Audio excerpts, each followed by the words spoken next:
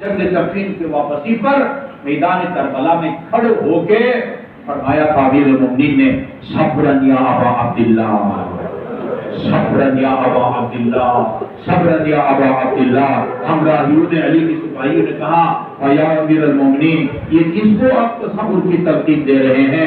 فرمایا یہ وہ سرزمین ہے جہاں میرا بیٹا 3 دن کا بھوکا پیاسا شہید کیا جائے گا، یہ میرے بیٹے حسین کا خیمہ ہے، یہاں عباس کا خیمہ لگے گا، یہاں قاسم کا، یہاں اکبر کا، یہاں اصحاب کا۔ ایک واقعہ علی کو معلوم تھا۔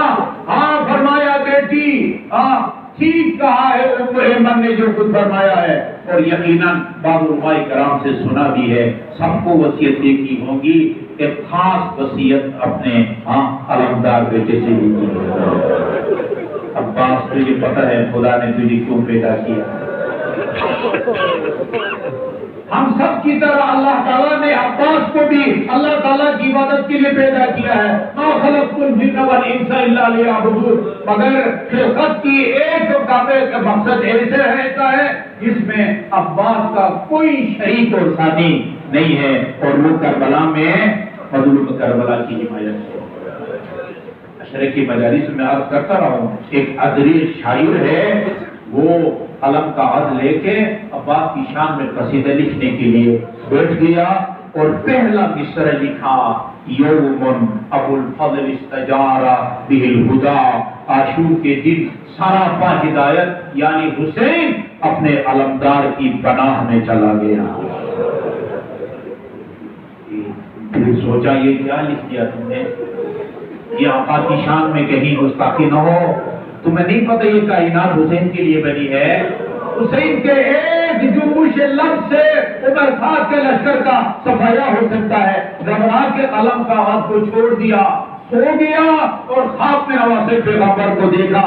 شاعر سے کہا شاعر تیرا مصرع غلط نہیں ہے، یوم ابو الفضل استجار بہ الہدی۔ دوسرا مصرع میں تمہیں بنا کے دیتا ہوں، والشمس فی قدر الحجاج نساؤہا۔ حسین اس وقت اپنے علمدار کے پناہ میں گئے جب کربلا کے سورج نے کربلا کے غبار کا نقاب اوڑھ رکھا تھا۔ کہ کتنا خوش قسمت شاعر ہے، اب پہلے مصرع کی تعریف بھی فرماتے ہیں اور دوسرا مصرع کی تعریف بھی کرتے ہیں۔ سب کو وصیتیں کی، اور آخر میں یہ وصیت کی بیٹے حسن جب میں اس دنیا سے چلا جاؤں، جس کافور سے رسول خدا کو حدود دیا گیا، اسی کافی ماندہ کا کافور سے جو جنت سے لایا گیا تھا، وہ مجھے حدود دینا، اور اس کے بعد دیکھو جب میرا تابوت الجنازہ نجف کی سرزمین میں دفن کے لیے لے کے جاؤ گے، تم نے صرف تابوت کے پچھلے حصے کو اٹھانا ہے، اگلے فرشتوں کو خدا کے نادیدہ فرشتے اٹھائیں گے۔ وصیت فرمائی، اور اس کے بعد پھر ایک ایک کی طرف نگاہ دوڑائی۔ جناب زینب بالکل قریب کھڑی تھی، دیکھا بابر کے پسینے چہرے پر، ماتھے پر پسینہ آ رہا ہے، امام نے اپنا پسینہ خشک کیا۔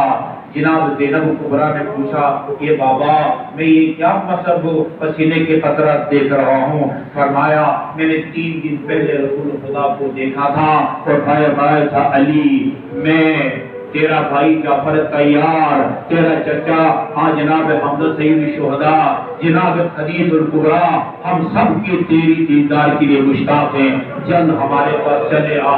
اس خواب کے بعد 3 دن پورے ہو گئے ہیں، اور یہ میرے وقت آخر ہے۔ اس کے بعد روایات میں ہے چاروں طرف بیٹوں اور بیٹیوں کی طرف نگاہیں دوڑائی۔ ادادارو یہ آداب موت آپ نے سنے ہیں، جب آپ کو یقین ہو جائے نا کہ آپ یہ دم توڑنے والا ہے، حکم ہے آنکھیں بند کی جائیں، ہاتھ پاؤں کو دراز کیا جائے۔ میں نے بہت سارے معصومین کے مصائب کو پڑھا ہے، مطالعہ کیا ہے، کسی کے بارے میں نہیں ہے کہ پاس بیٹھے ہاتھی مارداروں نے یہ کیا ہو۔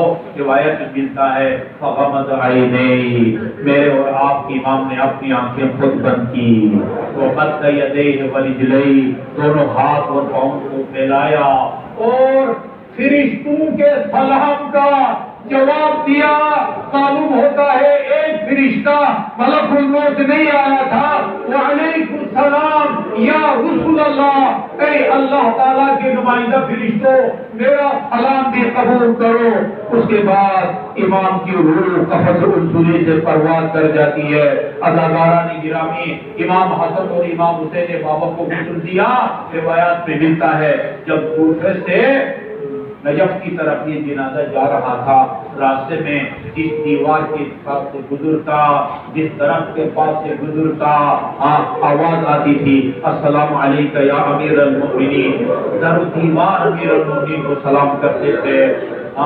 ایک جگہ گئے، کہا اس وقت تک چلتے رہنا جب تک جنازے کا اگلا حصہ خود بخود زمین پر نہ اٹھے. اگلے حصے کو جبرائیل اور میکائیل اٹھائے ہوئے تھے. فرمایا تھا دیکھو جہاں اگلا حصہ زمین پر بیٹھ جائے تم پچھلا حصہ زمین پر رکھ دینا، پھر جنازے کو ہٹا کے تمہیں قبر کھودنے کی ضرورت نہیں ہوگی. تھوڑی سی مٹی ہٹاؤ گے بنی بنائی قبر تمہیں نظر آئے گی. وہ جنازے کا اگلا حصہ رکا، امام حسن اور حسین نے بھی چھوڑا، تھوڑی سی مٹی ہٹائی. لکھا ہوا تھا یہ وہ قبر ہے جو طوفان نوح سے کئی سال پہلے وسیع پیغمبر علی کے لیے تیار کی گئی. مجھے عزیزارو ایک سوال خدا سے کرنے دے. خدایا تیرے مصلحتوں کو ہم نہیں سمجھتے. باپ کی قبر طوفان نوح سے پہلے تیار ہے، مگر ہماری جانیں نثار ہوں. 10 تاریخ کو قبر خاص کے ناپاک کے 22 سبوت خاص کیے گئے. 11 تاریخ گزر گئی، 12 تاریخ گزر گئی، 13 تاریخ کو امام زین العابدین کوفہ اور شام کے راستوں سے بطور معجزہ ہتھکڑیاں اور بیڑیاں اٹھا کے کربلا آئے اور بنی اسد کی مدد سے اپنے بابا کو سپرد خاک کیا اور قبر کے اوپر لکھا ھذا قبر حسین بن علی. اور اس کے بعد ایک جملہ لکھا، میں کہا کرتا ہوں قیامت تک عزاداری کا افتتاح کیا. ھذا قبر حسین بن علی الذی قتل عطشانا. یہ اس حسین کی قبر ہے جس کو فرات سے چند قدم کے فاصلے پر پیاسا شہید کیا گیا. اس کے بعد بابا سے مخاطب ہو کے فرمایا طوبی لارض تضمنت جسدک الطاہر.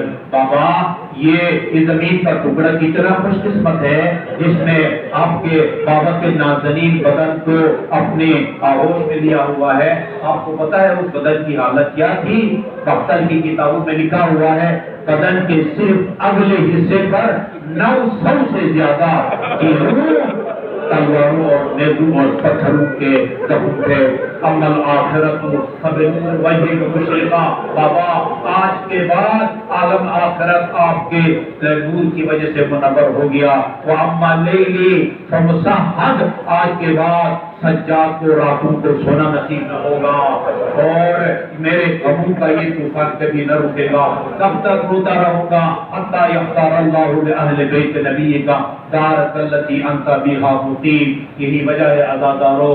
کسی نے پوچھا تھا سجاد ہمیں تو آپ کی زندگی کو خطرہ محسوس ہو رہا ہے، کب تک روئیے گا؟ فرمایا تھا شاید تم نے قرآن نہیں پڑھا. قرآن کہتا ہے اللہ تعالیٰ نے یعقوب کو 12 فرزند دیے تھے. ایک فرزند یوسف بچھڑ گیا تھا. باپ کو پتا تھا میرا بیٹا زندہ ہے مگر فراق اور جدائی کا صدمہ برداشت نہ کر سکے اور اتنا روئے. حضرت یعقوب بینائی سے محروم ہو گئے اور تمہیں پتا ہے میں نے اپنی آنکھوں سے کیا دیکھا ہے؟ رأیت جماعت اہل بیتی یذبحون حولی. میں نے اپنے قریب میں بابا کو ذبح ہوتے ہوئے دیکھا ہے.